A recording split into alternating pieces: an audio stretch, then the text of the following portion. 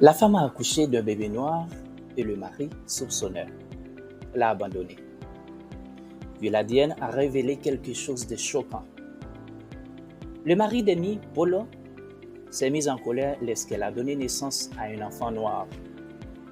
Il n'a pas hésité à rompre avec elle. Mais des années plus tard, l'ADN a révélé l'impensable. Amy s'approchait aux deux côtés du lit d'hôpital et criait de toutes ses forces. Elle repoussa le pleur aigu des nouveau-nés, récompensant de ses efforts. Elle retomba sur le lit et haleta pendant que la sueur coulait de son front. L'infirmière enveloppa le bébé dans une couverture et l'emporta. Amy fut surprise de voir la couleur de la peau du bébé et confuse. Regarda l'infirmière. « C'est mon bébé, n'est-ce pas ?» demanda-t-elle. L'infirmière remit la tête et les autres médecins présents dans la salle avaient la même incertitude qu'elle. L'équipe médicale connaissait bien Amy. C'était dans cet hôpital qu'elle avait accouché de ses 3 autres enfants. Elle était une femme blanche mariée à un homme blanc. Et il avait 3 enfants blancs. Ce bébé était le 4e enfant et était innément noir. Tous se demandaient comment cela pouvait arriver. Le mari arrivait quelques minutes plus tard pour voir sa femme et son nouveau-né. Son expression d'anticipation se transforma en perplexité dès qu'il vit le bébé. Il sortit de la pièce pour regarder le numéro de chambre imprimé sur une pancarte à la porte. Il voulait s'assurer de ne pas être entré dans une autre chambre que celle d'Amy. C'était clairement sa chambre. Le numéro le confirmait. Quand il revint, il avait le front plissé. Il ne pouvait pas comprendre comment Amy avait accouché d'un bébé noir. Il s'arrêtait au pied du lit, ne prit pas la peine de se tenir à côté d'elle et la regarda avec accusation. Amy évita son regard et essaya de s'expliquer. « Je ne l'ai fait pas. Je ne sais pas ce qui s'est passé, » pleura-t-elle. Mais Polo se moqua de la situation. Il ne croyait pas un mot de ce qui sortait de sa bouche. Il n'allait pas attendre qu'elle invente plus de mensonges pour lui dire. Il connaissait la vérité. Amy avait couché avec son employeur en même temps dans la compagnie d'assurance où elle travaillait. Amy fut surprise quand il dit cela. Elle secoua la tête et répéta que ce n'était pas vrai. Mais il ne lui donna pas la chance de continuer à parler, car une infirmière demanda à Paolo de sortir de la chambre pour que Amy puisse se reposer. Elle venait d'avoir un enfant et subissait ce genre de torture mentale. Amy n'avait jamais imaginé que Polo la traiterait ainsi, sous quelque circonstance que ce soit, et encore moins après avoir épuisé toutes ses énergies. Lorsqu'elle se réveilla d'une sieste qui n'était pas réparatrice en raison des cauchemars, Amy nourrit son bébé. C'était vraiment un beau bébé, malgré la couleur de sa peau. Amy pouvait voir la ressemblance qu'il partageait avec ses 3 frères aînés. Des mois auparavant, elle et Paolo avaient sélectionné des noms possibles pour l'appeler. Elle lui avait suggéré Samuel. Pendant le reste de son séjour à l'hôpital, Amy ne vit pas Polo. Elle espérait qu'il réfléchissait à la conversation et à d'autres possibilités qui auraient pu causer que le bébé ait un ton de peau différent du leur. Polo était le père de Samuel. Elle le savait, car elle n'avait été avec aucun autre homme que son mari. Mais malheureusement pour elle, Polo ne semblait pas le croire. Polo fut foi avec Amy et Samuel après leur retour de l'hôpital. Amy se sentit profondément blessée, mais se força à garder une apparence joyeuse pour le bien des enfants. Cependant, quelques jours plus tard, Polo fit ses bagages et annonça qu'il laissait tout derrière lui en état de choc. Amy essaya de raisonner avec Polo. Il ne pouvait pas simplement la laisser avec leur enfant. Elle le supplia de considérer tout ce qu'il avait vécu pendant plus de 10 ans de mariage et les enfants qu'ils avaient eus ensemble. Polo resta inflexible et prit sa décision. Pour lui, Amy l'avait trahi et blessé son orgueil.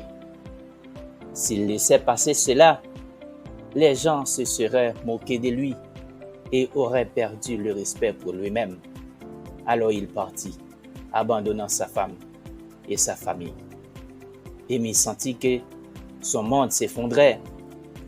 Elle ne savait pas comment elle continuait sans Polo.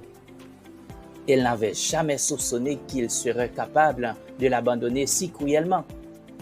Amy les connaissait depuis l'université. Ils étaient amis depuis un certain temps, avant de finalement commencer à vivre ensemble. Il lui avait proposé de se marier. Il n'avait eu aucun problème à concevoir quand il était prêt à avoir des enfants. Pendant la 2e année de mariage, les enfants étaient venus facilement. Polo voulait seulement 2 enfants. Son idée d'une famille parfaite était d'avoir 2 enfants, peut-être un animal de compagnie de plus. Puis la maison typique avec une clôture blanche, mais Amy voulait toujours une grande famille. Elle avait grandi en tant que fille unique après avoir perdu sa sœur aînée dans un accident de bus scolaire à l'âge de 4 ans. Elle se sentait seule et ne voulait pas que ses enfants connaissaient le sentiment. Pourtant, elle respecta la décision de Polo de n'avoir 2 enfants. Cependant, Dieu avait d'autres plans pour eux. Pendant la première grossesse d'Amy, elle et Paul étaient ravis. Ils parlaient avec enthousiasme tout le temps des grands projets qu'il avait pour l'enfant qu'il allait avoir. Les joies étaient sans limite le jour où ils accueillirent leur premier enfant dans le monde. Des années plus tard, Amy tomba à nouveau enceinte et accoucha 2 beaux jumeaux, un garçon et une fille. Le couple était heureux pour cela, sachant bien que Paolo ne voulait pas avoir plus d'enfants. Amy prit des précautions pour ne pas tomber enceinte à nouveau. Mais 5 ans après la naissance des jumeaux, Amy se réveilla un matin avec des symptômes qu'elle reconnaissait des grossesses précédentes.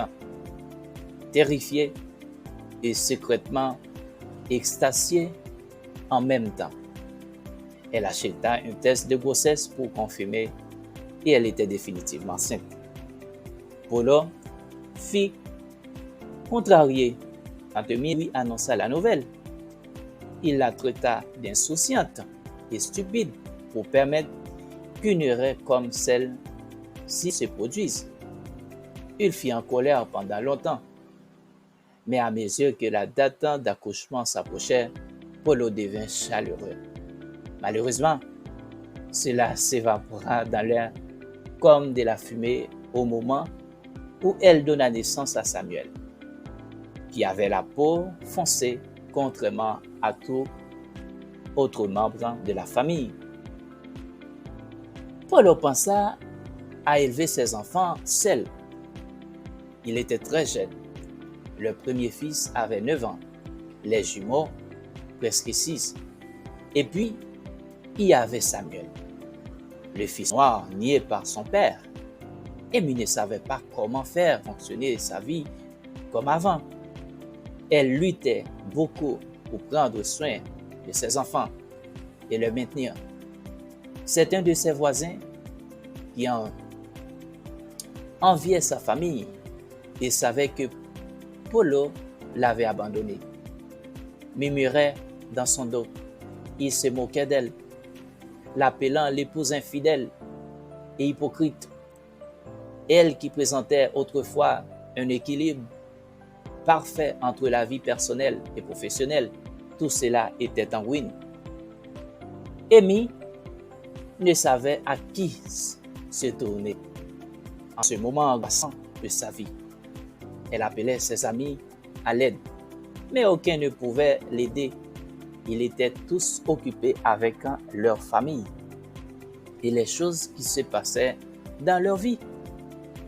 Tout ce qu'ils faisaient était de lui offrir des mots de réconfort et de lui demander de rester forte. Toutes les nuits, Amy pleurait sur son oreiller. Elle ressentait comme si quelqu'un lui arrachait les entrailles. C'était une douleur si intense qu'elle l'épuisait.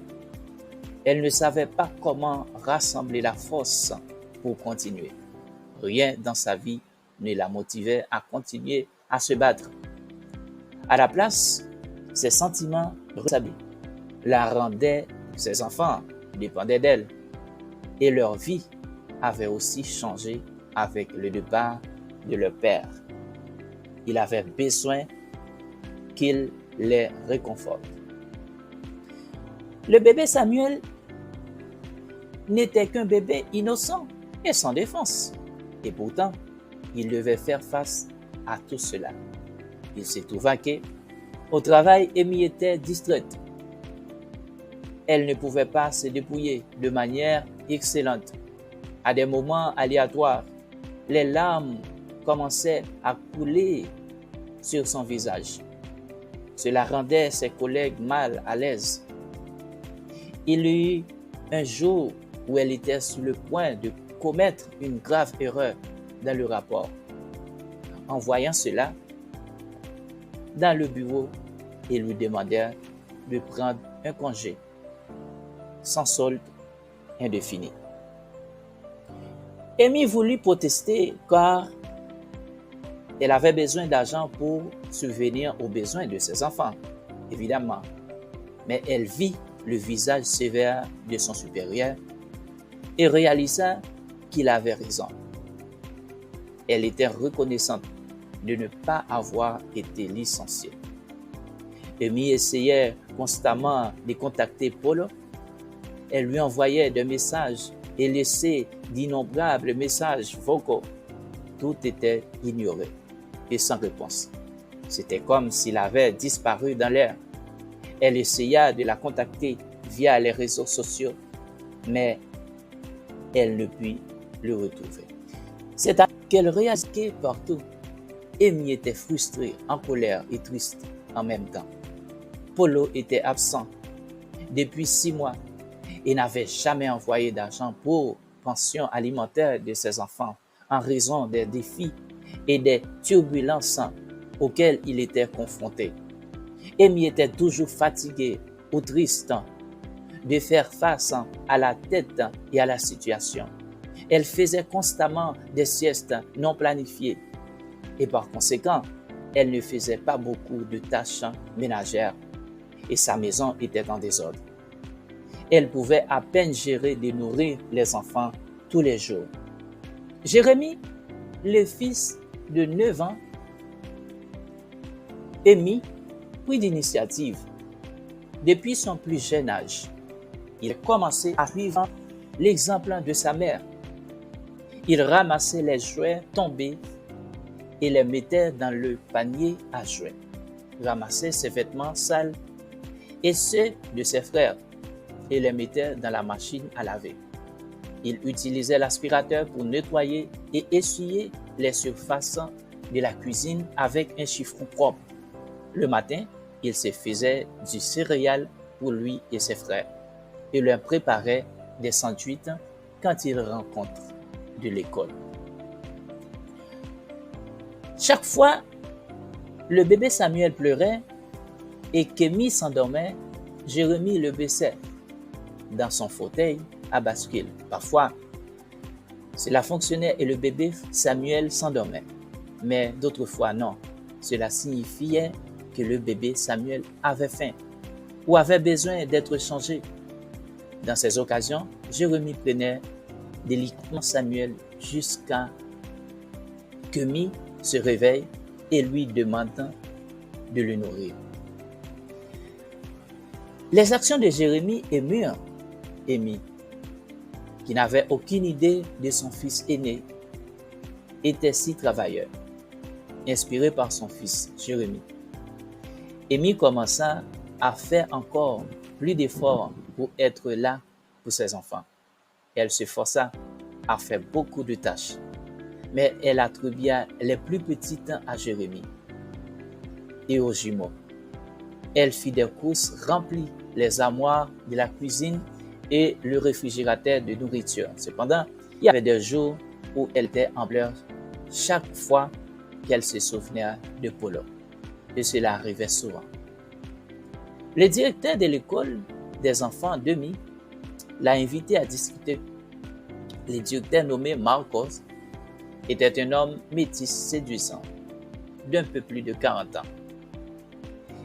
Il a invité Émi à découvrir ce qui se passait, car il avait remarqué que les performances académiques de ses enfants avaient baissé et il avait été séparé des autres enfants. Ils s'étaient repliés sur eux-mêmes et semblaient tristes. Mais si Émi ne le voulait pas, elle a commencé à pleurer beaucoup. Son cœur lui faisait mal et elle ne voyait pas l'intérêt de faire semblant que tout allait bien. De plus, elle voulait se libérer de la douleur dans sa poitrine. Elle s'est ouverte à Marcos et admit qu'elle pouvait à peine se contrôler, sentant que tout s'effondrait depuis que son mari l'avait quittée. Elle lui a tout raconté, sans rien cacher. Marcos a écouté attentivement et a ressenti une profonde compassion pour elle et ses enfants. Il s'est proposé de les emmener tous se promener et de les inviter à manger. Les enfants étaient ravis d'apprendre qu'il allait dans un centre récréatif. Ils se sont habillés de leur plus beau atour, ont promis de se comporter de la meilleure façon possible. Pendant que les enfants s'amusaient, Marco et Émi ont parlé un peu plus. Il lui a parlé de lui-même, révélant qu'il avait perdu sa femme à cause des complications lors de l'accouchement. Mais heureusement, le bébé avait survécu. Il avait le même âge que Jérémie, le premier fils d'Émi. Marco a avoué qu'il n'avait pas élevé sa fille seul. Il avait reçu beaucoup de soutien d'une communauté qu'il avait trouvée. Marco a présenté Émi à l'homme et l'a emmené à sa réunion physique hebdomadaire. C'était une communauté de familles engagées à grandir ensemble et à s'entraider. Il y avait des couples avec des foyers stables et de nombreux célibataires. Tout était accueillant et amical, saluant le bébé Samuel qu'Émi avait emmené. En attendant l'histoire d'Émi, tous étaient prêts à contribuer autant qu'ils le pouvaient.